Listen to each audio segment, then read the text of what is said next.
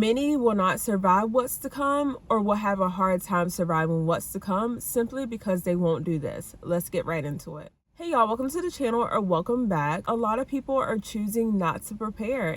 Let's start off with an emergency fund. So ideally, we all should have an emergency fund of 3 to 6 months worth of expenses. So those expenses are going to cover things like your utilities, your gas, your rent, your mortgage, things like that. The average person just doesn't have that. Most people don't have an emergency fund. Tough times are here and have been, so that's really not realistic for most people. In fact, 42% of people don't have an emergency fund. You can guess the reason why.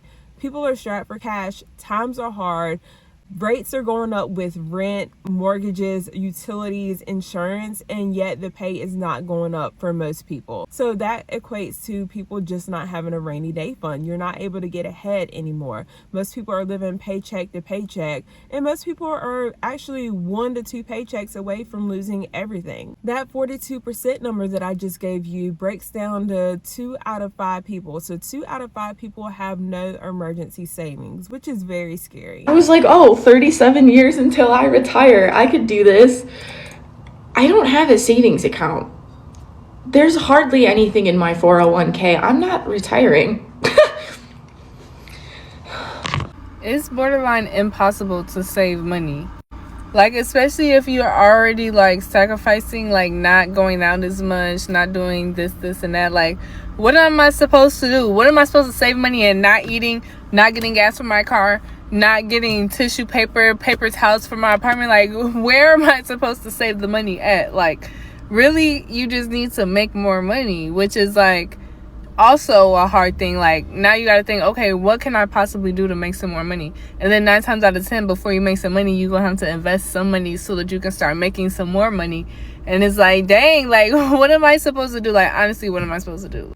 A lot of this will tie in together. A lot of people can't do emergency funds because they're not getting paid a livable wage, or they have so much money going out opposed to what they have coming in. We're going to roll this into tariffs. Now we're going to run into another issue because of these tariffs. So a lot of people are pleased with what's going on with the tariffs, but keep in mind this is still a 90-day pause, and a lot can happen in 90 days. There's still a huge amount of uncertainty, and because we don't know what's going to happen, like the tariffs can be raised or they can decrease. China may decide that they don't even want to work with us or deal with us at all and just use other countries, because again, we're not the only country that they can work with. So we also have to think about these small businesses and the retailers that's going to now have some of this merchandise coming over. We are definitely going to be paying more for these items. I don't care what anybody says. They don't want to pass the cost on to consumers. Okay, they may not want to, but they're going to have to. Company is not going to eat the cost. Even if it's 10, 15, 20, 30, 40, 50%, they are not going to eat the cost of this for their consumers. They're just not. But even small businesses and retailers now have to get this merchandise over here. So in turn, these these cargo ships and these freight companies have to get these items over.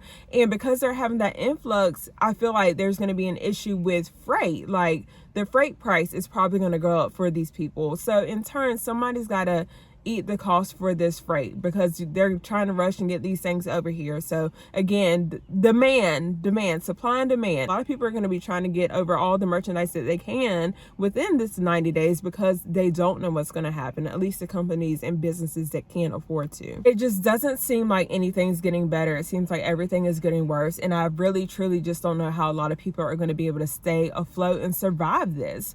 Like, between losing their jobs, like losing homes because they don't have a job and they can't afford that. People are getting evicted because they don't have jobs and can't pay. Financial assistance programs like rental assistance programs, I'm sure they're out there, but I don't know how much they help and how much they're able to help at this point, because again, funds have been cut.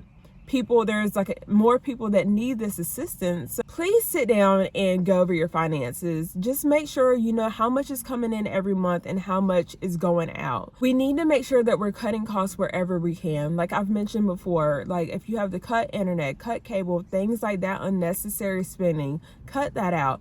If you're living in a 3,000 square foot home, 4,000 square foot home, and it's 3 or 4 people, consider downsizing. Like, you don't need that amount of space.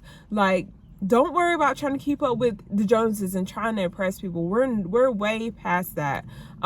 Make sure that you're living somewhere that you can afford. If you're struggling to pay your rent or mortgage, you may want to consider downsizing and moving and getting something that's more within your means.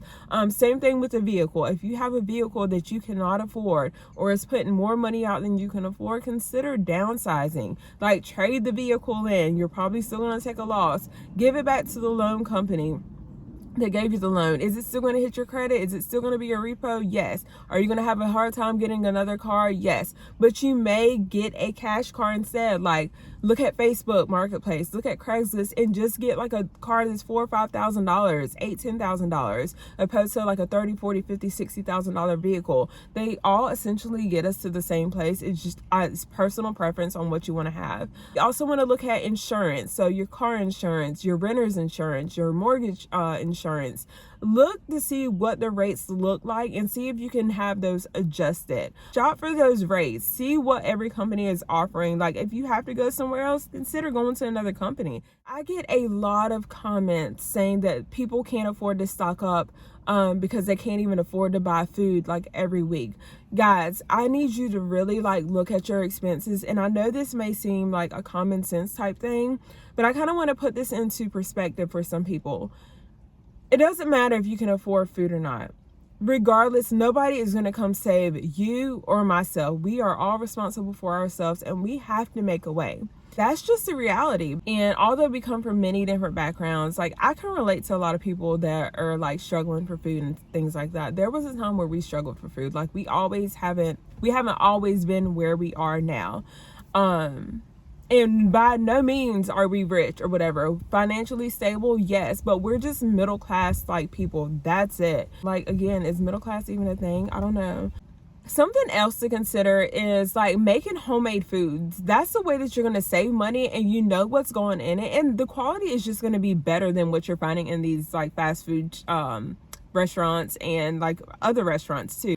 I think self-sufficiency is going to be a thing that a lot of people are looking more towards and leaning more so to do, just because you become less reliant on, grocery stores and things like that. And just being more self-sufficient, it brings just a different feeling. And it actually brings more security to know that you have items that can help yourself and your family, like eggs. There's been egg shortages. Well, if you have chickens, those chickens at some point are going to provide eggs for your family. They can also be dual purpose, so they can become meat birds too. And I think right now we need that. So I think just considering the circumstances, we have to prep financially the way we can. And don't let anybody make you feel bad about the way you prep. Please don't feel like you have to go out, for one, and panic buy. But please don't feel like you have to go to like Costco's or Sam's or Publix or Harris Teeter or some of these stores that are a little pricier to shop.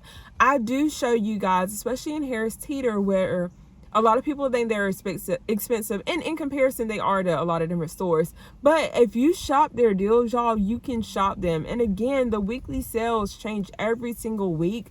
The amount of food that you can store and stock up from these stores, if you're utilizing those weekly store sales and ads and coupons and things like that, y'all, it's endless, and you'll be able to stock up pretty quickly. If you're grabbing 1 or 2 cans of beans out of your pantry, make sure you're replacing those, and you'll have stock too, because you want to prep for all of the unknown, right? I mean, you never know when a medical incident can occur, or somebody will be out of work, or prices might skyrocket. Something might happen to your local grocery store. I know here in Charlotte, and I'm not in Charlotte, I'm by Charlotte, but not in Charlotte.